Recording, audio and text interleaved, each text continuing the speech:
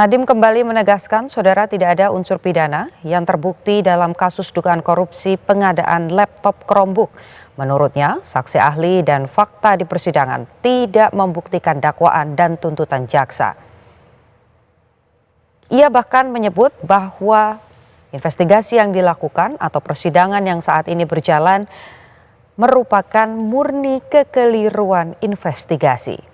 Di dalam pledoinya, ia juga berpendapat kebijakan kementerian untuk memilih Chrome OS telah menghemat pengeluaran negara sekitar 3,9 triliun rupiah. Karena itu, ia melihat proses hukum terhadap dirinya merupakan ironi karena dirinya telah menghemat anggaran negara hingga triliunan rupiah. Kita akan memantau bagaimana jalannya persidangan pada hari ini, kemudian apa juga yang disampaikan Nadiem sebelum persidangan. Kita akan menghubungi jurnalis Kompas TV, ada Edwin Chan di lokasi. Edwin, melalui sambungan telepon, bagaimana situasi di sana dan apa yang tadi disampaikan oleh Nadiem Makarim sebelum sidang?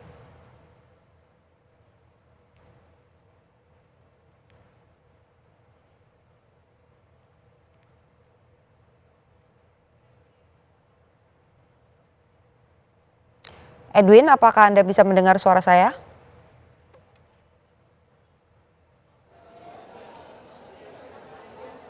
Selamat pagi, saudara.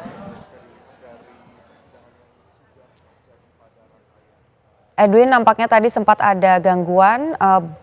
Boleh Anda sampaikan kembali, Edwin, apa saja poin-poin yang disampaikan oleh Nadiem Makarim sebelum sidang ini berjalan?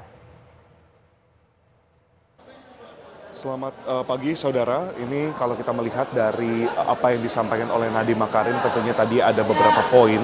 Yang pertama adalah terkait dengan bagaimana ia mengucapkan syukur dan bagaimana ia mendapatkan dukungan moral dari pendukung serta dengan keluarganya. Ia juga menyatakan di sana tadi apapun yang terjadi di dalam sidang putusan, vonis apapun nanti akan ia dengar, ini tidak akan berpengaruh pada rasa hangat yang ia terima dari keluarga serta pendukungnya, baik dari kerabat, rekan kerja maupun rekan sejawatnya di luar dari pekerjaan di dalam tupoksinya di saat menjabat sebagai Menteri Dikbudristek. Dan kalau kita lihat, saudara, di sini selain itu Nadiem juga menyampaikan ia ingin bahwa hari ini kebenaran menang, dan tadi sempat disebutkan juga semoga lewat vonis ini juga bisa membuktikan kepada publik bahwa ia bukan satu-satunya orang yang kemudian menantikan kebenaran, keadilan yang di sini disebutkan dia tidak begitu saja menerima keadaan secara naif, tapi ia juga menyadari ada kemungkinan bahwa putusan disampaikan didasarkan pada fakta-fakta yang tidak sesuai dengan fakta-fakta persidangan. Jadi ini pun telah dipersiapkan oleh Nadiem dan juga tim kuasa hukumnya. Dan yang berikutnya, saudara, sempat disebutkan juga tadi oleh Nadiem kepada rekan-rekan media bahwa dirinya di sini memposisikan bukan hanya mewakili kepentingan pribadi atau dirinya sendiri, tapi juga bagaimana melihat dirinya sebagai representasi korban kriminalisasi dan reformasi hukum.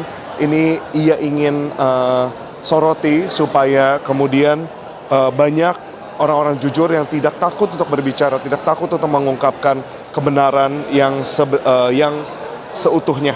Dan yang terakhir, pastinya di balik dari tadi ucapan yang disebut oleh Nadiem Makarim, ia juga menitipkan pesan, saudara, bahwa tidak ada generasi muda yang kemudian takut untuk menunjukkan perannya, menunjukkan kontribusinya bagi negara, karena lewat perannya sebagai anak bangsa, lewat beberapa perusahaan yang ia bangun dan juga badan-badan usaha yang kemudian dapat memberikan lapangan pekerjaan bagi banyak orang, di sana ia dipercaya untuk menjadi menteri. Jadi ini adalah sebuah rangkaian yang kemudian tidak ingin dilupakan Nadiem, tidak ingin menjadi sia-sia bagi Nadiem, tapi ingin kemudian diberikan pesannya kepada seluruh generasi muda. Dan saudara, ini yang tadi yang kalau kita lihat di sini belakang saya sudah masih banyak dari pendukung yang menunggu di luar. Jika di sebelah kiri terdapat pendukung di depan ruang sidang Nadiem yang bersama-sama menunggukan vonis, di sini sebelah kanan ini memang menunjukkan langsung siaran langsung dari sidang yang terjadi di ruangan nomor 2 dari Pengadilan Negeri Tindak Pidana Korupsi Jakarta Pusat ini. Nah, nanti akan kita dengarkan sebagaimana semua proses dan fakta-fakta persidangan sudah disampaikan, bukan hanya dari pledoi, namun sebelumnya tuntutan, lalu masuk ke pledoi dan juga replik hingga duplik, itu kemudian akan diselaraskan oleh hakim, dan nantinya majelis hakim akan memutuskan apakah akan kemudian mempertimbangkan tuntutan yang telah diberikan, yakni 18 tahun penjara dan 1 miliar denda beserta beberapa denda-denda lainnya yang ditentukan oleh jaksa penuntut umum, atau akan ada peringanan yang disampaikan karena lewat pembelaan Nadiem dan tim kuasa hukumnya telah merasa membuktikan fakta-fakta persidangan dan telah membuktikan lewat kronologi yang kemudian dapat dicerna dari perspektif dirinya supaya menunjukkan bahwa niatannya lewat pengadaan Chromebook, begitu pula dengan program-program reformasi pendidikan di masa ia menjabat itu merupakan niatan yang baik. Namun di sisi lain juga jaksa penuntut umum tidak berubah banyak dari dakwaan awal, masih pada dakwaan awal di mana Nadiem di sini disebut telah merugikan negara Indonesia lewat kasus pengadaan Chromebook di tahun 2020 hingga 2022, begitu pula dengan penambahan dan penekanan sorotan di white collar crime atau kejahatan berkerah putih. Itu mungkin yang bisa saya sampaikan pada Anda. Kami masih menunggu jalannya sidang putusan untuk mendengarkan vonis bagi mantan Mendikbudristek Nadiem Makarim. Kembali ke studio. Dari visual yang kami terima begitu ya, ini dukungan juga nampak terus diberikan, tapi juga ada pihak keluarga yang kemudian mendampingi Nadiem. Bisa Anda gambarkan siapa saja pihak-pihak yang kemudian memberikan dukungan? Apakah ada tokoh yang kemudian juga hadir ke persidangan untuk melihat bagaimana jalannya proses pembacaan vonis bagi Nadiem Makarim? Betul sekali, ada beberapa sosok yang kemudian hadir di sini, bukan hanya keluarga. Namun seperti biasa di sini Nadiem Makarim juga didampingi oleh orang tuanya, ayah dan ibu, lengkap beserta dengan istri dan juga kerabat-kerabatnya. Di sini juga baru saja hadir di lokasi beberapa aktor dan aktris ternama, begitu pula mereka yang aktif di dalam industri perfilman. Tadi ada sutradara Mira Lesmana, lalu juga di samping kiri saya di sini, kalau saya melihat saudara, ada Happy Salma yang baru saja bergabung. Tadi pula kami memperhatikan ada beberapa aktor dan aktris legendaris Indonesia yang cukup banyak, tidak bisa disebutkan satu persatu. Namun selain itu tadi juga ada musisi atau rapper, itu Saikoji juga ikut hadir, saudara. Tadi pun ada tokoh hukum, tokoh yang kita tahu sebagai ahli hukum pidana.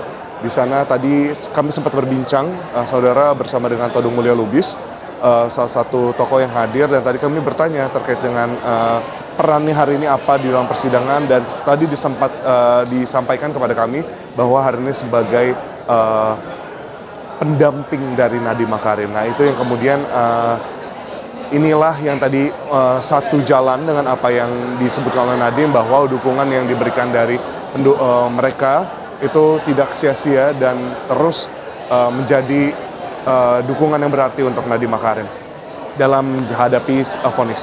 Dan saudara, bukan hanya tokoh-tokoh besar, tapi di sini juga hadir bersama dengan kita terdapat asosiasi dan serikat dari pekerja dan juga mitra driver ojol atau ojek online yang telah mendukung Nadiem. Ini kalau kita lihat dari pledoi itu sudah mulai ramai hingga hari ini. Tadi mereka pun sempat dengan keras melantangkan sebuah yel-yel untuk berkata membebaskan Nadiem secara penuh, karena mereka tadi sempat juga kami berbincang apa yang menjadi harapan dan juga apa yang menjadi kemudian keinginan dari para ojol di sini adalah keadilan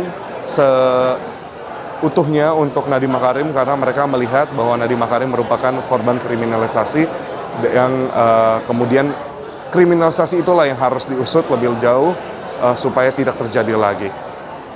Saudara, kalau kita melihat dari situasi ini berbeda sekali dengan sidang-sidang sebelumnya. Kalau kita perhatikan untuk di replik dan duplik adalah dua sidang terakhir. Di sini tidak seramai hari ini.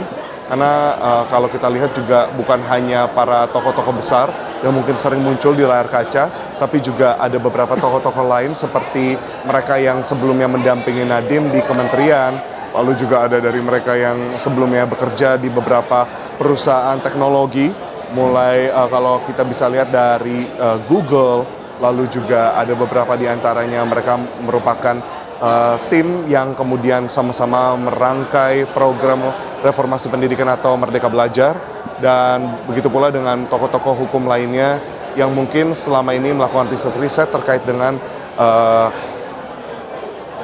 tindakan dan juga proses hukum bagi korban-korban kriminalisasi.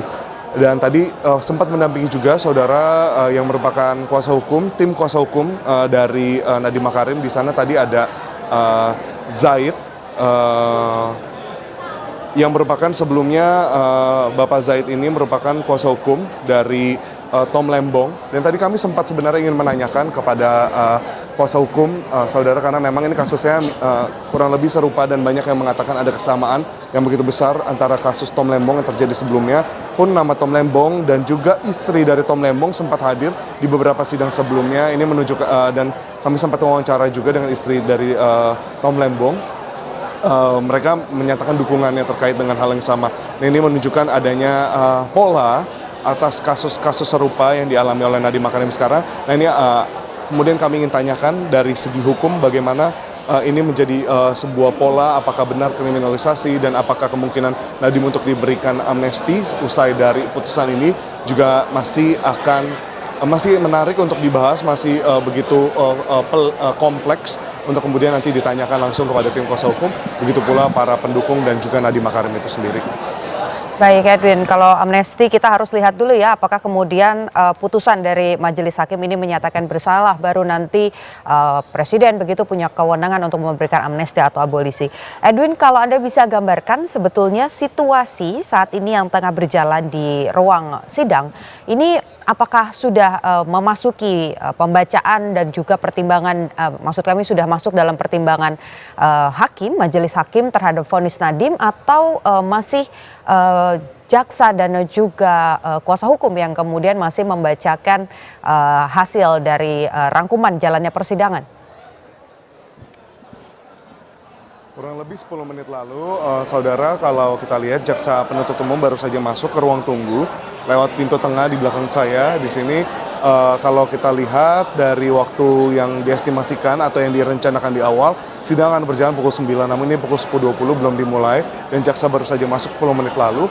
Jika kita lihat dari siaran langsung yang ada di dalam ruangan sidang mantan Mendikbudristek Nadiem Makarim, di sini masih hanya ramai dengan keluarga dan juga pendukung, begitu pula Nadiem sudah bersiap di barisan depan.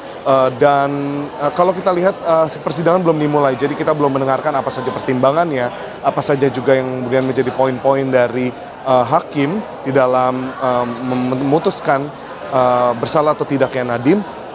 Kita masih akan nantikan bersama, karena ini baru keramaian yang bersama-sama menantikan proses berjalannya sidang. Namun hingga saat ini tadi kami sempat bertanya, memastikan kembali kapan sidang akan dimulai, belum ada kepastian, disebutkan masih berjalan secara situasional.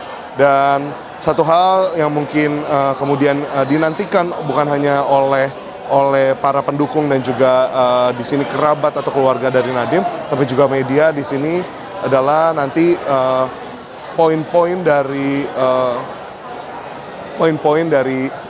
sidang putusan ini, apakah sejalan dan sesuai dengan pola atau mungkin alur fakta yang sudah ada sejak awal persidangan yang kurang lebih berjalan sudah 5 bulan ini.